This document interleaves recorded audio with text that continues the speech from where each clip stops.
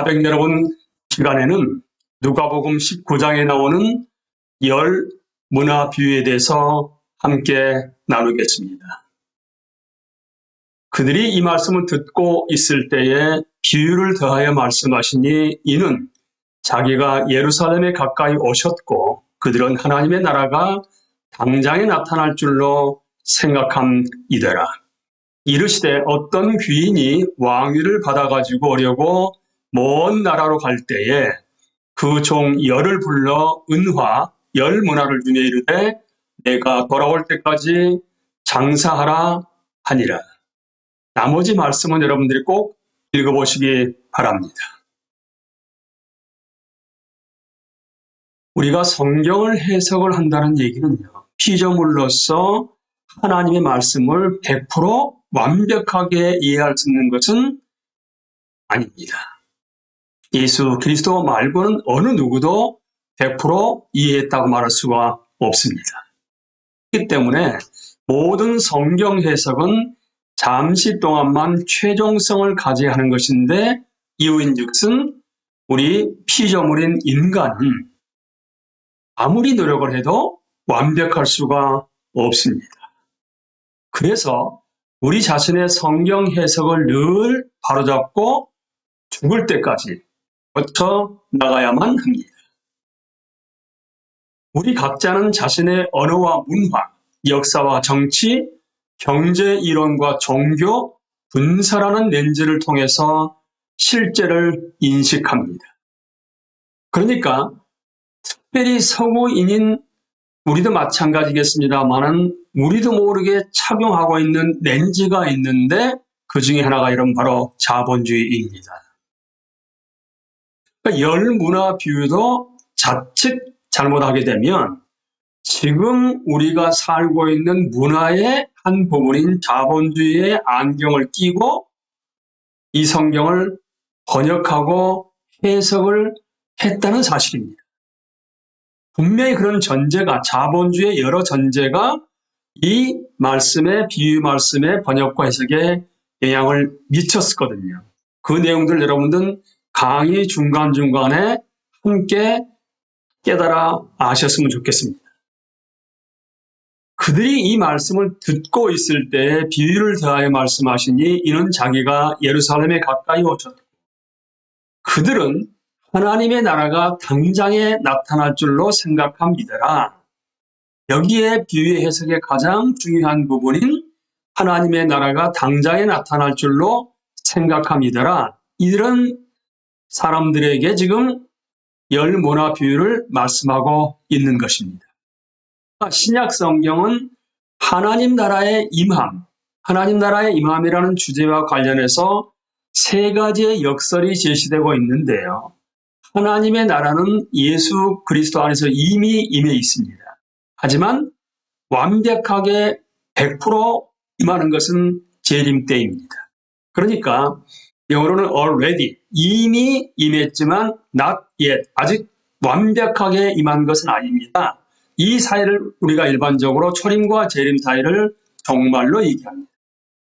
그러니까 예수 그리스도 안에서 하나님 나라는 이미 임했지만 여전히 미래에 임할 나라라는 부분이 재림 때 완성되기 때문에 그렇습니다.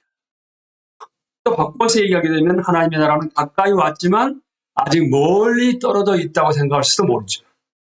생각할 수도 있는 거죠. 그러니까 예수 그리스도를 따르는 자들도 하나님의 나라가 임할 시기를 이제 전혀 모릅니다. 재림이 언젠지는 아무도 모릅니다. 하나님밖에. 그런데 이미 초림으로 말미암아 임했던 하나님 나라가 재림 때 완벽하게 임할 것이라는 것이 지금 징조들인 이미 우리가 경험하고 있기도 하고 보고 있는 것이죠.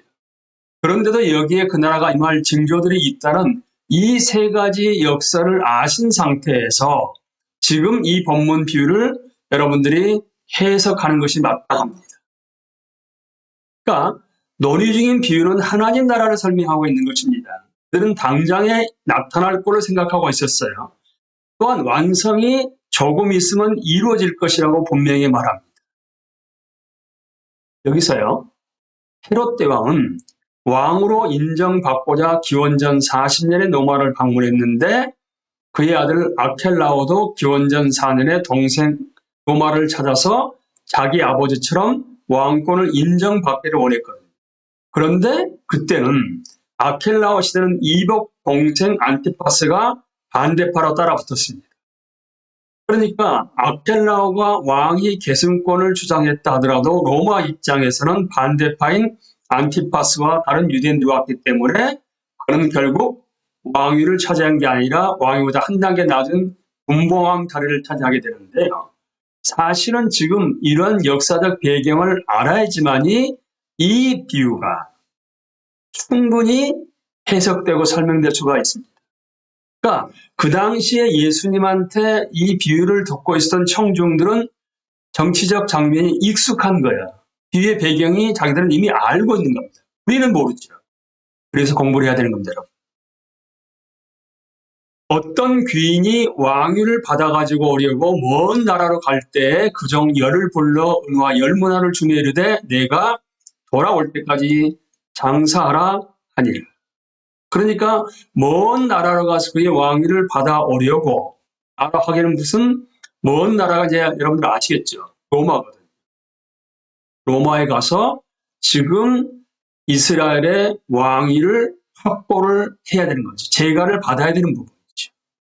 그러니까 먼 나라로 가서 그의 왕위를 받아오려고 길을 떠나기에 앞서서 자기 종들한테 분부를 내리고 있는 것인데 지금 떠나는 이 귀인은 아직 확실하게 로마로부터 왕권을 확보하지 못했기 때문에 그런 확신을 가지고 가겠지요. 가면서 뭐라고 얘기하게 되면 종 10사람을 각각 불러가지고 한 문화씩을 주게 되는데요. 여러분, 한 문화는 노동자 한 사람의 일일칠당이거든요. 하루 일당은 한 데나리온이기 때문에 한 문화는 100데나리온입니다. 만약에 한 데나리온, 노동자 한 사람의 하루 품삯이 10만 원이라 하게 되면 1000만 원 정도의 돈을 주고 간 것이죠. 그러니까 주인이 종들에게 1000만 원을 건네주고 갔다는 것은 받는 종의 입장에서는 일종의 선물이죠. 그리고 내가 돌아올 때까지 언제든지는 기약 없이 갑니다마는 분명히 돌아오겠지요. 열심히 당탈하고 말합니다. 그런데 여러분, 자본주의의 그런 렌즈를 가지고 이 말씀을 번역했기 때문에 장사라고 얘기합니다만은 사실은 마지막을 가서 보시게 되면 그들에게 주인이 돌아와서 뭐라고 얘기를 하냐게 되면 개역개정을 보시게 되면 주인이 이르되 잘하였다 착한 종이여 내가 지극히 작은 것에 충성하였으니 성공했다는 얘기를 하지 않습니다. 충성했다 얘기합니다. 새 번역에서는 주인이 그에게 말하였다 착한 종아 잘했다 내가 아주 작은 일에 신실하였으니 충성과 신실함이란 단어를 본다 하게 되면 장사한다는 말하고는 잘 어울리지 않지 않습니까? 여기서 우리가 자칫 잘못하게는 우리식으로 해석하고 그런 문화의 렌즈를 끼고 본다는 것을 지적하고 있는 부분입니다. 그런데 그 백성이 그를 미워하여 사자를 뒤로 보내어 이르되 우리는 이 사람이 우리의 왕됨을 원하지 아니하나이다 하였더라. 그러니까 주위 사람들은 모두 귀인과 생각이 같지 않습니다. 그 당시에 중동 지역, 예수님이 공생을 하시는 그 중동 지역은 안정된 정치 제도가 사실상 없었지요. 로마의 식민지 속국으로서 서로 그 식민지의 왕이 되고자 얼마나 많은 에너지와 노력을 경주하고 있었겠습니까? 그러니까 정치적 과도기로서 큰 불안과 불확실성의 시대였습니다. 사실상 지금도 그러지 않습니까? 중동이 화약고라고 얘기하면서요. 그러니까 이 이야기는 비유 속의 종들이 귀인 뒤를 쫓아가 어떤 희생을 치르더라도 이 귀인이 왕이 되지 못하도록 하는 그러한 사절이 있다는 것을 알고 있다고 지금 가정한 상태에서 얘기가 비유가 진행되고 있습니다. 그러니까요. 정치 상황이 불안하다는 것을 깨달은 사람이라 하게 되면 그 1000만 원의 돈을 자기한테 주었을 때 이걸 묻어두거나 근데 돌아와서 귀인이 정말로 왕권을 가지고 올 것인지 확보할 것인지 아닌지 아무도 모릅니다, 사실은. 그러니까 귀인이나 귀인도 알고 있는 원수들 가운데 누가 통치권을 얻을지 알 수 있을 때까지 기다리고 있으면서 과연 그 사이에 어떤 행동들을 취할 것인가. 아마도 지하, 경제활동 같은 형태가 가장 신중하지 않겠습니까? 이런 모습이 비유의 배경인 실제 세계입니다. 보다 더 확실하게 볼까요? 이미 말씀드렸던 것처럼 헤롯 대왕은 로마에 방문해서 성공을 거두고 왕위를 확보하고 돌아왔습니다. 그러니까 헤롯 대왕은요, 사실은 아우구스투스라고 일컬어지고 있는 안토니우스 편이 아닌 아우구스투스의 그 옥타비아누스 편이 아닌 클레오파트라와 안토니우스의 파였거든요. 그런데 옥타비아누스가 안토니우스 쪽을 완전히 멸망시키지 않았겠습니까? 그런데도 불구하고 헤롯은 반대파였던 옥타비아누스를 로마까지 찾아갑니다. 그러면서 그때는 그 상황에서는 충성스럽게 일했습니다. 라고 설득을 해서 아우구스투스인 안토니우스가 아닌 옥타비아누스의 충실한 후원자를 등에 업고서 헤롯 대왕의 자리에 등극한 것이죠. 그리고 그는 죽을 무렵에 자기의 아들인 아켈라오도 자기를 이어서 왕이 되기를 바랬고, 그런데 아켈라오가 로마에 발전해서 심각한 문제들이 터져나왔고요. 그 문제들이 터져나옴과 동시에 자기의 이복 동생인 안티파스와 다른 유대인들이 반대파가 되어서 그들도 사절로서 아켈라오가 왕이 되면 안 된다는 것을 로마의 황제를 가서 설득하기 위해서 가게 됐습니다. 그런 배경입니다. 그러니까 그 백성이 그를 미워하여 사자를 뒤로 보내어 이르되, 이 말씀에 바로 그런 부분입니다. 그러니까 예수님이 살아계실 당시에 실제로 이런 일이 있었기 때문에, 그래서 로마의 입장에서도 그를 자기 아버지와 같은 헤롯 왕이 아니라 분봉 왕으로 한 단계 낮춰서 세워졌습니다. 그것도 헤롯 대왕의 모든 통치권의 땅이 아닌 그 상당 부분인지 모두 다 주지는 않았습니다. 이제 우리가 해석할 때 그런 역사적 배경을 모른다게 되면 해석을 우리 마음대로 할 수 있겠다는 것을 깨달아 아셨을 것입니다. 이렇게 위태로운 여행이 언제 끝날지는 아무도 모릅니다. 그런데 지금 종들한테 한 문화씩 주고 떠나는 귀인, 왕위를 확보하기 위해서 떠나는 귀인은 이 알고 싶어하는 것은 바로 이것이죠. 많은 이들이 나를 거부하고 내 통치를 거부하는 세상에서 너희가 나 없는 동안 위험을 무릅쓰면까지 너희 자신이 내 충성스러운 신실한 종임을 공개적으로 선언할 수 있겠느냐라고 지금 묻고 있는 것입니다. 그러니까 귀인은 종들에게 한 문화를 나눠주지 않습니까? 한 문화씩 선물을 주는 거죠. 이렇게 말하는 셈이에요. 일단 내가 왕위를 받아서 돌아오게 되면 너희 자신이 내 신실하고 충성스러운 종임을 공공연히 선언하기가 쉬울 것이다. 나는 내가 없을 때 너희가 어떻게 조치하며 너희가 큰 대가를 치르더라도 너희 자신과 나를 공공연히 공동 운명체로 여겨야 한다는 것에 관심이 많다. 라는 차원에서 한 문화씩 주고 떠나가는 것이죠.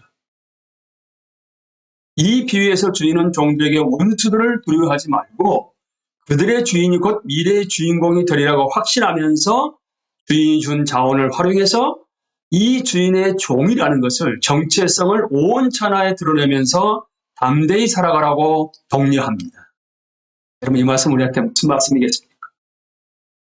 예수님의 재림을 기다리면서 담대하게 그리스도인으로서 왕이신 예수 그리스도 앞에 신실하고 충성된 종으로 살아가라는 권면이 여기에 숨겨져 있습니다. 여러분 어떠십니까? 주인은 길을 떠나기 전에 종들에게 자신이 자리를 비운 불확실한 시기에도 공개적으로 주인을 대변하라고 독려하면서 자신은 꼭 돌아온다고 확약합니다. 분명히 예수님은 재림하십니다.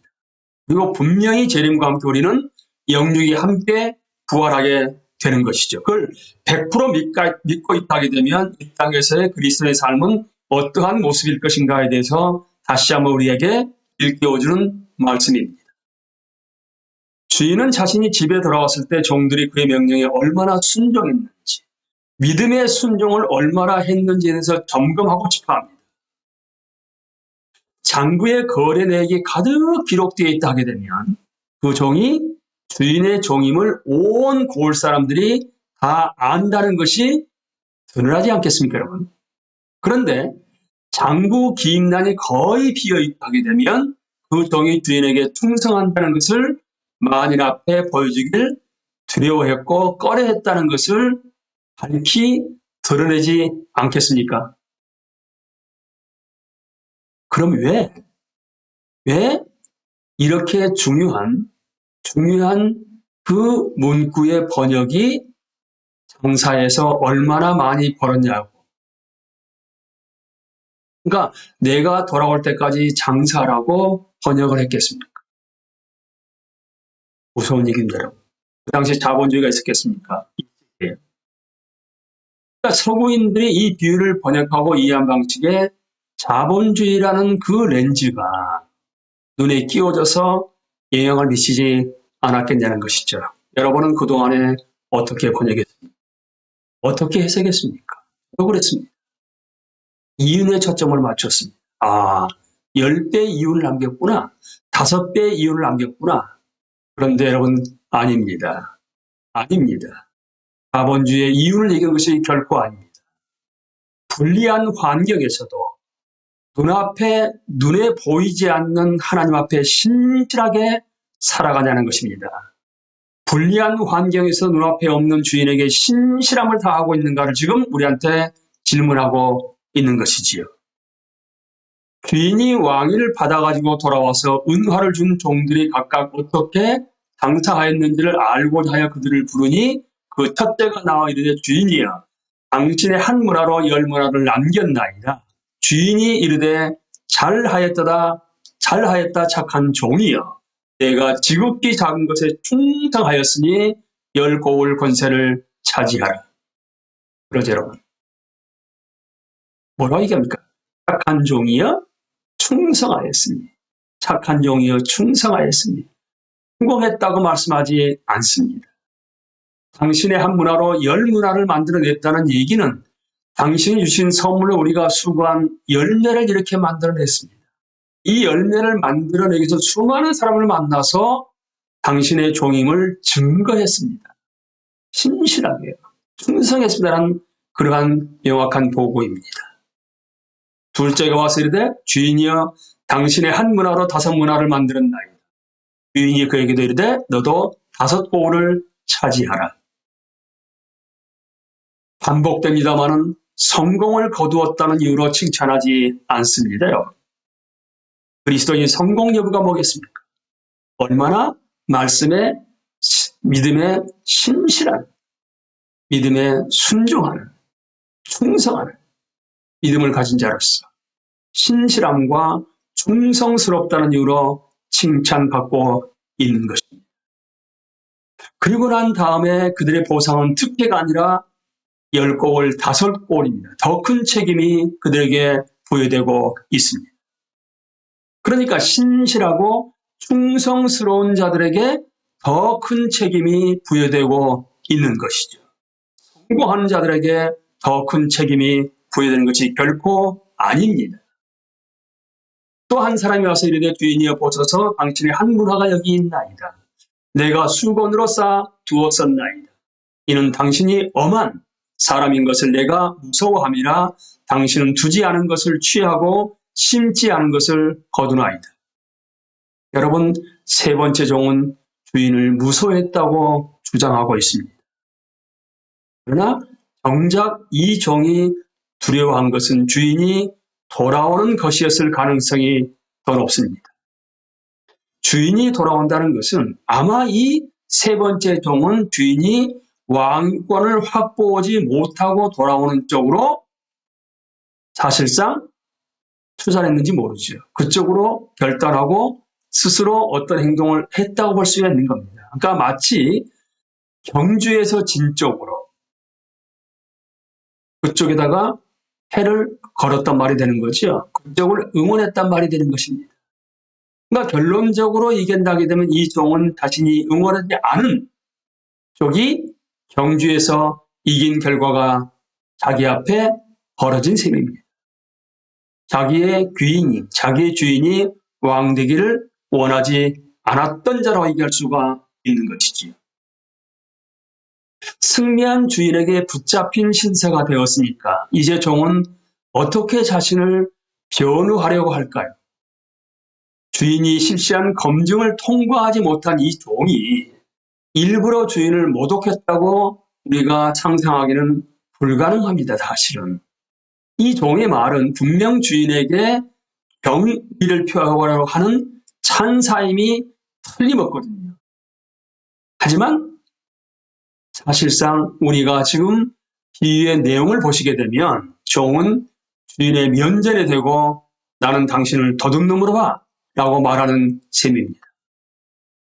그러니까 주인에게 경의를 표하려는 이 찬사가 어찌 진심일 수가 있겠습니까? 도둑놈으로 봐. 종은 주인을 이웃을 약탈하는 자요, 그런 약탈을 성공리에 행하는 자로 스스로가 묘사하고 있습니다. 주인은 자신이 두지 않는 것을 취하고 심지 않은 것을 거두기 때문입니다. 그러나 신실하지 않은 이 종은 경의를 표하는 찬사를 바치려 하다가 오히려 실상은 주인을 모욕하고 말았습니다. 주인이 이르되 악한 종아, 내가 내 말로 너를 심판하노니 너는 내가 두지 않은 것을 취하고 심지 않은 것을 거두는 엄한 사람인 줄 알았느냐? 그러면 어찌하여 내 돈을 은행에 맡기지 아니하였느냐? 그리하였으면 내가 와서 그 이자와 함께 그 돈을 찾았으리라 하고 곁에 섰는 자들에게 이르되 그 한 문화를 빼앗아 10문화 있는 자에게 주라. 주인은 어떤 반응을 보이고 있습니까? 나는 내가 나를 엄한 사람으로 경험했음을 이해한다. 그런 다음 주인은 신실치 않은 종에게 이 종이 주인에 대해 비뚤어진 견해를 가질 수밖에 없었던 것은 그의 신실치 않음 때문이었다고 선고하십니다. 선고합니다. 신실하지 않은 거지요.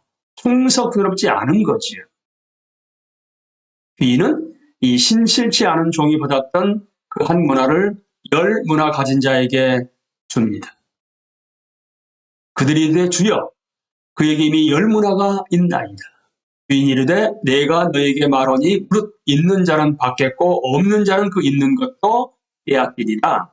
그리고 내가 왕됨을 원하지 아니하던 저 원수들을 이리로 끌어다가 내 앞에서 죽이라 하였느니라. 제자의 삶은 이런 진리를 증명하는 사례를 많이 보여줍니다. 더 문제가 있는 부분은 마지막 문장이지요. 귀인의 원수들은 이 드라마가 시작할 때 무대에 등장했지요. 왕권을 받으러 가는데 그들이 사절들을 보내가지고 받지 못하도록 반대쪽에서 행동했던 자들. 그런데 드라마가 막을 내릴 때 주인은 그 원수들을 죽이라고 명령합니다. 어쩌면 이 마지막 말은 예루살렘 함락을 돌이켜보면서 그 공포를 이해하라고 몸부림쳤던 교회의 모습을 반영하고 있는지도 모릅니다. 그런데 이 비유에서는 명령이 내려졌지만 이행됐다는 말씀은 나오지 않습니다. 이야기가 멈출 때 무대에는 주인의 원수들이 없습니다. 끝나지 않고 다만 마지막 장면을 빠뜨린 채 멈추었습니다. 이 본문을 더 잘 이해하는 방법은 앞의 명령을 원수들이 마땅히 당해야 할 일을 천명한 선언으로 보면서 그들이 실제 받은 것은 기록되지 않았음을 기억하는 것입니다. 여러분 이 말이 무슨 말일까요? 중동에서요. 아니요라는 것은 대답이 아니라 협상할 때 잠시 숨을 고르는 것에 불과한데 우리가 원수된 자리에 있었거든요. 그렇기 때문에 원수된 자리에서 예수 그리스도로 말미암아 하나님 나라의 백성이 됐다 하게 되면 성령이 우리 안에 임하심으로 말미암아 이제 원수된 신분에서 진노의 대상에서 하나님의 자녀여 백성이여 종이여 의롭다 칭함받는 자가 될 수 있는 길이 열린 것 아니겠습니까? 그러니까 열 문화의 비유는 예수님의 복음서의 핵심이 하나님 나라의 임함이거든요. 재림은 분명히 이루어집니다. 여러분. 그 시간은 아무도 모릅니다. 언젠가는 이루어집니다. 그리고 우리도 예수님이 재림하실 때 100% 하나님 나라가 임하게 되면서 우리도 영육이 함께 부활하지 않겠습니까? 분명히 하나님 나라의 백성인 우리는 하나님이 우리에게 주신 달란트와 각종 선물들이 엄청 많습니다. 그 달란트 선물을 주신 이유가 뭐겠습니까? 바로 그 달란트를 활용해서 신실하고 충성스럽게 활용해서 하나님의 백성답게 하나님을 증거하라는 얘기입니다. 책임이 주어진 거 아니겠습니까? 거기에 따르는 것은 여러분 언약의 핵심은 신실함이거든요. 언약을 세우시고 지키시는 분이 신실하신 하나님이십니다. 그 하나님이 우리 안에 계신다 하게 되면 우리도 주인의 통치에 적극 반대하고 있는 반대파, 원수들, 사단 마귀들이 있는 상황에서도 우리는 주인에게 신실함을 다하는 용감한 자세를 보여줘야만 합니다. 그런데 여전히 주인이 신실하지 않은 종에게 내렸던 심판처럼 하나님을 잘못된 왜곡된 인식을 가지고 있다 하게 되면 여러분 이런 다일지 모르지만 하나님 나라의 백성이라고 얘기할 수는 없는 것이지요. 그렇게 되면 이 비유의 말씀의 주인은 여러분 누구시겠습니까? 바로 재림하셔 온 우주 만물의 왕으로 등극하실 예수 그리스도이십니다. 우리에게 예수 그리스도의 제자인 우리에게 신실함을 요구하는 너그러운 주인이 바로 예수 그리스도시죠. 모든 세력들을 다 굴복시키고 난 다음에 재림하셔서 그 다음에 그 왕권을 성부 하나님께 넘겨주십니다. 그리고 우리는 새하늘 새 땅에서 삼위일체 하나님과 영원히 함께 살아가게 되는 것이죠. 그 삶을 지금 이 땅에서부터 우리는 살아가고 있습니다. 그렇게 되면 여러분이나 저나 정말로 믿음의 순종에 있어서 핵심인 신실함과 충성스러움이 누가 보게요?